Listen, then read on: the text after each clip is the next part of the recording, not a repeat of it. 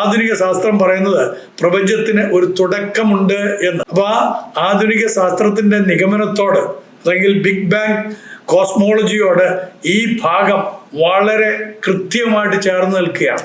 നിത്യവിശ്വാസ പ്രമാണം ഈ big bang കോസ്മോളജിയോട് വളരെ ശക്തമായിട്ട് ചേർന്ന് നിൽക്കുന്ന ഒരു ഭാഗമാണ്. എന്ന് പറഞ്ഞു കഴിഞ്ഞാൽ ഈ പ്രപഞ്ചം ശാശ്വതമല്ല, ഇതിനൊരു ആരംഭം ഉണ്ടായിട്ടുണ്ട്. ആരംഭം നടത്തിയത് ഇതിന്റെ സൃഷ്ടികർമ്മം ചെയ്ത സൃഷ്ടികർത്താവാണ് എന്നുള്ളതാണ്. ഇതിനകത്ത് ഫിലോസഫി ഉണ്ട്, ഇതിനകത്ത് ചരിത്രമുണ്ട്. ഈ നിത്യാവിശ്വാസ പ്രമാണത്തിൽ ശാസ്ത്രീയമായ നിരവധി സത്യങ്ങളുണ്ട്. The Lord the giver of life, നമ്മളിത് എടുത്തു പറയുന്നത് എന്തുകൊണ്ടാണ്? ഇത് പറയുന്നത് DNA പോലുള്ള സങ്കീർണമായ ജൈവ വിവര വ്യവസ്ഥകളുടെ അല്ലെങ്കിൽ ബയോളജിക്കൽ ഇൻഫർമേഷൻ സിസ്റ്റത്തിന്റെ പിന്നിലെ ബുദ്ധിയെ ഇത് ഓർമ്മിപ്പിക്കുകയാണ്. പ്രിയമുള്ളവരെ, ഏവർക്കും സ്നേഹവന്ദനം. എൻ്റെ 2 മുൻ വീഡിയോകൾ നിങ്ങൾ കണ്ടിട്ടുണ്ടെങ്കിൽ, ശാസ്ത്രപരമായിട്ടുള്ള ചില വിഷയങ്ങളുമായി ബന്ധപ്പെട്ട് ഞാൻ പറഞ്ഞത് നിങ്ങൾ കണ്ടിട്ടുണ്ടെങ്കിൽ അതിൻ്റെ ഒരു തുടർച്ചയായിട്ട് ഒരു വിശ്വാസ പ്രഖ്യാപനത്തെക്കുറിച്ചും കൂടിയാണ് പങ്കുവെക്കാനായിട്ട് ആഗ്രഹിക്കുന്നത്. ഇത് നിത്യവിശ്വാസ പ്രമാണത്തെക്കുറിച്ചുള്ള ഒരു വീഡിയോ ആണ്.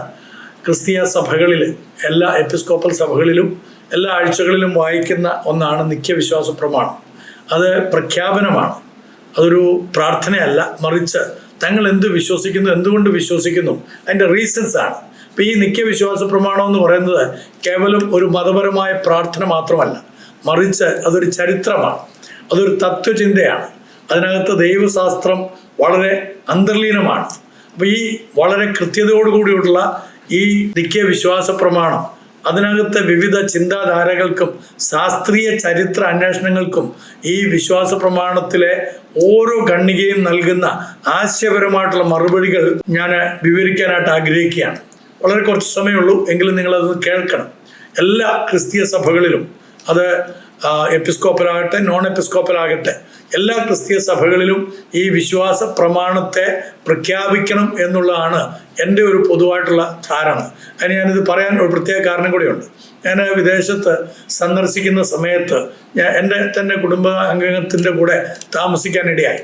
അപ്പോൾ അദ്ദേഹത്തിൻ്റെ നല്ല വിശുദ്ധനായ ഒരു മനുഷ്യൻ, വളരെ ശക്തമായി ദൈവ സ്നേഹത്തിൽ വസിക്കുന്ന, മറ്റുള്ളവരെ സ്നേഹിക്കുന്ന, കരുതുന്ന വളരെ ദയാലുവായിട്ടുള്ള ഒരു മനുഷ്യൻ, വളരെ സമ്പന്നനും ഒക്കെ ആയിട്ടുള്ള ഒരു മനുഷ്യനാണ്. എല്ലാവരെയും സഹായിക്കാൻ കഴിവുള്ള, സുവിശേഷത്തോടൊക്കെ വളരെ ആഭിമുഖ്യമുള്ള വ്യക്തി. അദ്ദേഹവുമായിട്ട് ഞാൻ കുറച്ചേറെ നേരം ദൈവിക വിഷയത്തെ സംബന്ധിച്ച്, വിശുദ്ധ ബൈബിളിനെ സംബന്ധിച്ചും വിശ്വാസ സംബന്ധമായ കാര്യങ്ങൾ സംസാരിച്ചപ്പോൾ എനിക്ക് മനസ്സിലായി, അദ്ദേഹത്തിന് വേണ്ടുന്നത്ര അറിവ് ദൈവിക കാര്യങ്ങളിലില്ല. അദ്ദേഹത്തിൻ്റെ വിശ്വാസം നല്ലതാണ്, പക്ഷെ ദൈവത്തെക്കുറിച്ചുള്ള അറിവ് വളരെ വികലമായിട്ടുള്ളതാണ്. ഞാൻ പിന്നീട് കുറച്ച് സമയം എടുത്ത കാര്യങ്ങളൊക്കെ പറഞ്ഞ് അദ്ദേഹം അത് ഒരു ടീച്ചബിൾ ആയിരുന്നുകൊണ്ട് വളരെ കൃത്യമായിട്ട് അത് മനസ്സിലാക്കാൻ ഇടയായിത്തീർന്നു.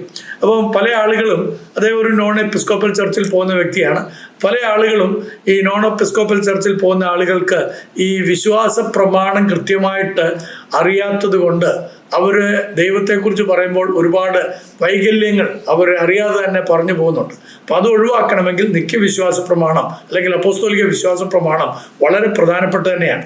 അപ്പോസ്തോലിക വിശ്വാസ പ്രമാണം ചില സഭകളിൽ കൃത്യമായിട്ട് എല്ലാ ആഴ്ചകളിലും ചൊല്ലും. പ്രത്യേകിച്ച് SCSI പോലുള്ള, ഇവാഞ്ചലിക്കൽ പോലുള്ള സഭകളിൽ അത് ചൊല്ലുന്നുണ്ട്.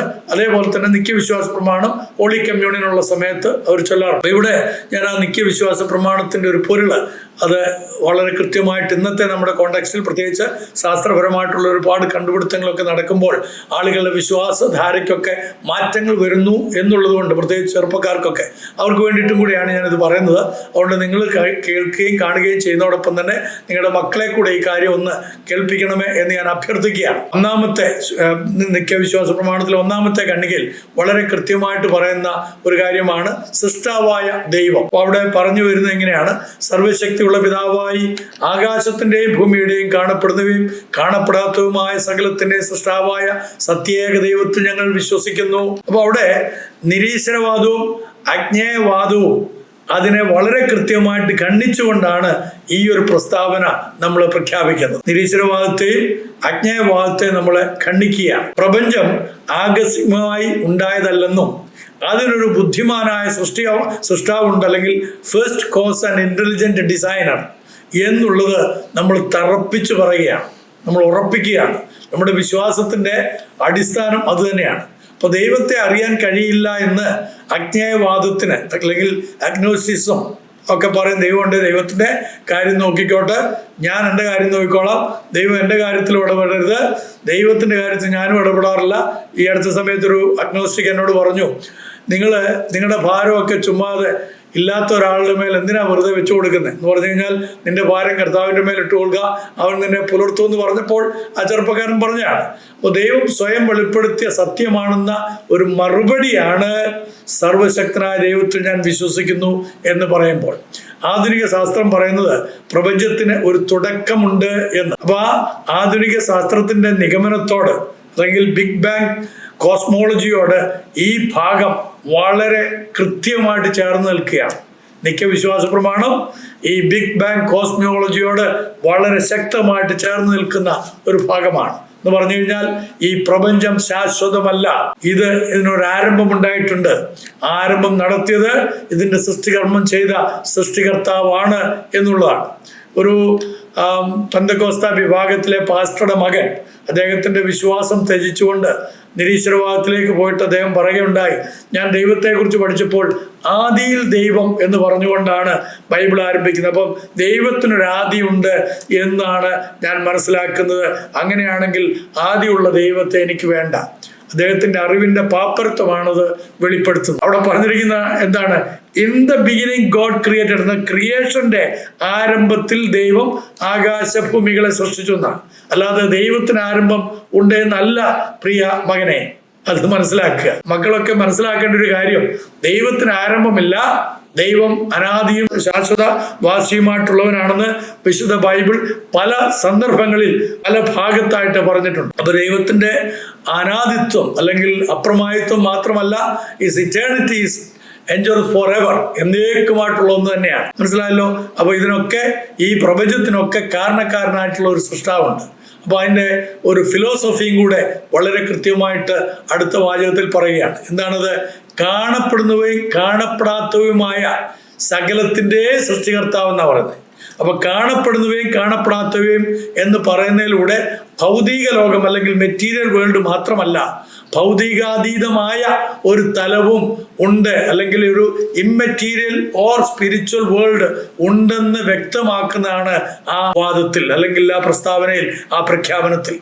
മറ്റു മതങ്ങൾ പ്രാചീന കാലത്തെ ബഹുദൈവ വിശ്വാസങ്ങളെയും പോളിത്തീസത്തെയും പ്രകൃതി ആരാധനയും ഒക്കെ പറയുമ്പോൾ അതിനെയൊക്കെ നിരാകരിച്ചുകൊണ്ടാണ് പ്രപഞ്ചത്തിന് അതീതനായ ഏകദൈവം മോണോത്തീസം എന്ന ആശയം സ്ഥാപിക്കുന്നതായിട്ടുള്ള ഒരു വാചകം സർവശക്തനായ ദൈവത്തിൽ ഞാൻ വിശ്വസിക്കുന്നു എന്ന് പറയുന്നത്. നിത്യവിശ്വാസ പ്രമാണത്തിന്റെ സെക്കൻഡ് പാരഗ്രാഫിലേക്ക് വരുമ്പോൾ, രണ്ടാം ഖണ്ഡികയിലേക്ക് വരുമ്പോൾ, ക്രിസ്തുവും അല്ലെങ്കിൽ ലോഗോസ് എന്നുള്ള ആ ഒരു ഫിലോസോഫിക്കൽ ചിന്തയും കൂടെ അവിടെ വരികയാണ്. യേശു ക്രിസ്തു ലോഗോസ്.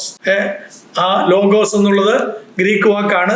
നമ്മൾ അതിന് തത്തുല്യമായിട്ട് ഇന്ത്യൻ ഭാഷയിൽ പറയുകയാണെങ്കിൽ ഓംകാരം, അനാദി ശബ്ദം, ദൈവത്തിൽ ഉണ്ടായിരുന്ന ദൈവത്തിന്റെ ശബ്ദം, ആ ഓംകാരം അല്ലെങ്കിൽ ആ ലോഗോസ്.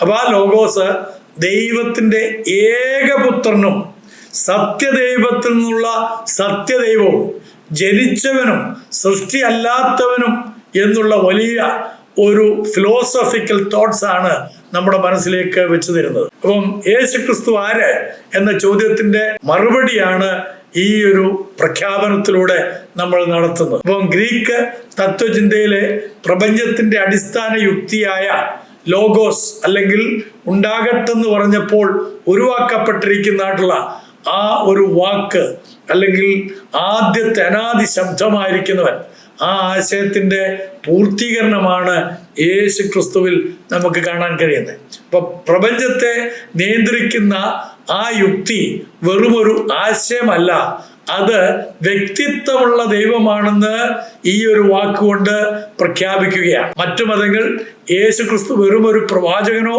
സൃഷ്ടിയോ അല്ലെങ്കിൽ ദൈവത്തിന്റെ അവതാരമോ എന്ന് പറയുമ്പോൾ അങ്ങനെയല്ല.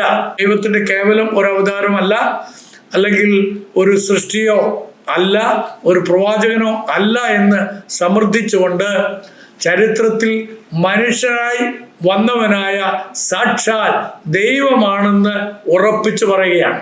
അതാണ് സൃഷ്ടിയല്ലാത്തവൻ എന്നുള്ള പദം കൊണ്ട് ഉറപ്പിക്കുന്നത്. ഇനി മൂന്നാമത്തെ ഖണ്ഡികയിലേക്ക്, തേർഡ് പാരഗ്രാഫിലേക്ക് വരുമ്പോൾ ചരിത്രവും പുരാവസ്തു ഗവേഷണവും അതിൽ നമുക്ക് വെളിപ്പെടുത്തി തരുന്നു. എന്താണ്?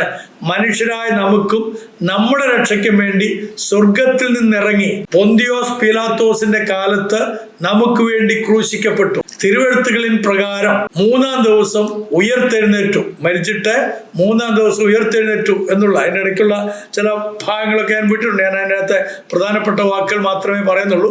നിങ്ങൾക്ക് നിത്യവിശ്വാസ പ്രമാണമെന്ന് നിങ്ങളുടെ മൊബൈലിൽ അടിച്ചു കഴിഞ്ഞാൽ അത് അതുപോലെ വരും. നിങ്ങൾക്കത് വായിച്ച് മനസ്സിലാക്കാൻ സാധിക്കും. അതിനൊരു പ്രോത്സാഹനം തരികയാണ് ഞാൻ ഈ ഒരു പ്രഭാഷണത്തിലൂടെ.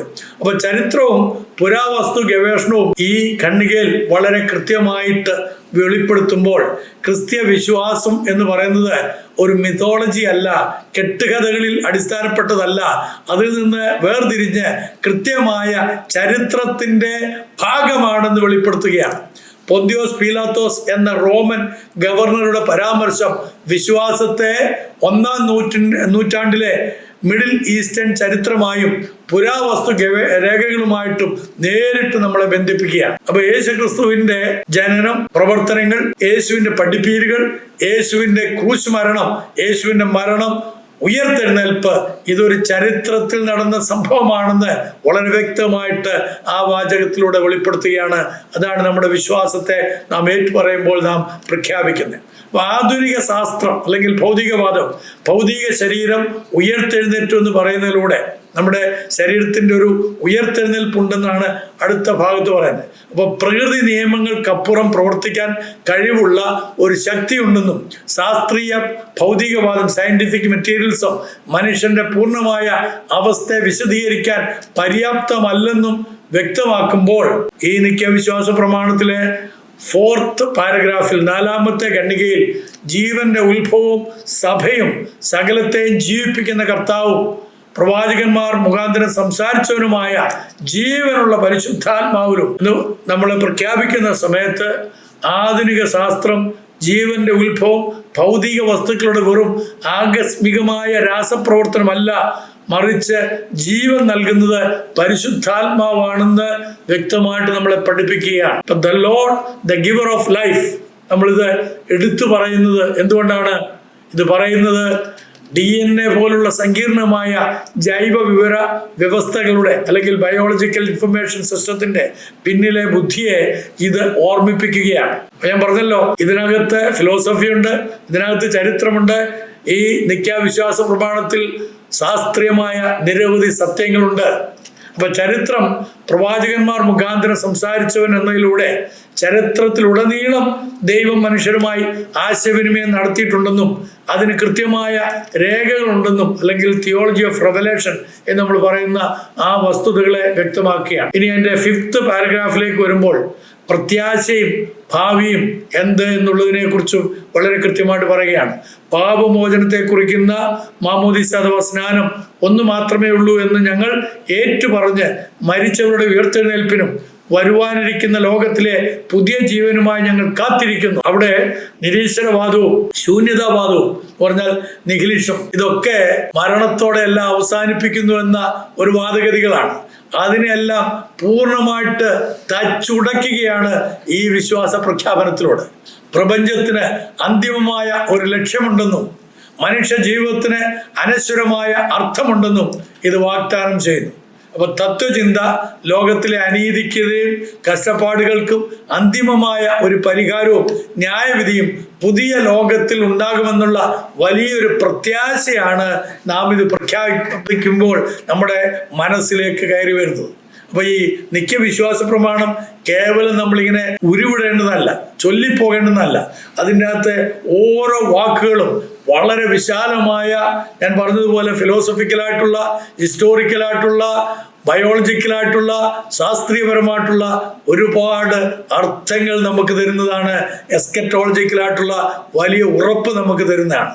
അതുകൊണ്ട് നമുക്ക് ഈ നിത്യവിശ്വാസ പ്രമാണം ഉരുവാക്കിയതായിട്ടുള്ള നമ്മുടെ സഭ പൂർവികന്മാർക്കോട് പ്രത്യേകമായി നന്ദി അർപ്പിച്ചുകൊണ്ട് ദൈവവചനത്തിൻ്റെ അടിസ്ഥാനത്തിലുള്ള ഈ വിശ്വാസ പ്രഖ്യാപനത്തെ മടികൂടാതെ എല്ലായ്പ്പോഴും സധൈര്യം എവിടൊക്കെ നമുക്ക് പ്രഖ്യാപിക്കാമോ അവിടെയൊക്കെ പ്രഖ്യാപിക്കാം. ഇത് ബൈഹാർട്ട് ചെയ്യുന്നത് ഏറ്റവും നന്നായിരിക്കും. മാത്രമല്ലാതെ എവിടെ വേണമെങ്കിലും നമുക്ക് ആരുടെ മുമ്പിലും ധൈര്യത്തോടുകൂടെ പറയാൻ കഴിയുന്ന ഒരു വിശ്വാസ പ്രഖ്യാപനമാണെന്ന് പ്രഖ്യാപിച്ചുകൊണ്ട് നിർത്തുന്നു. നന്ദി, നമസ്കാരം.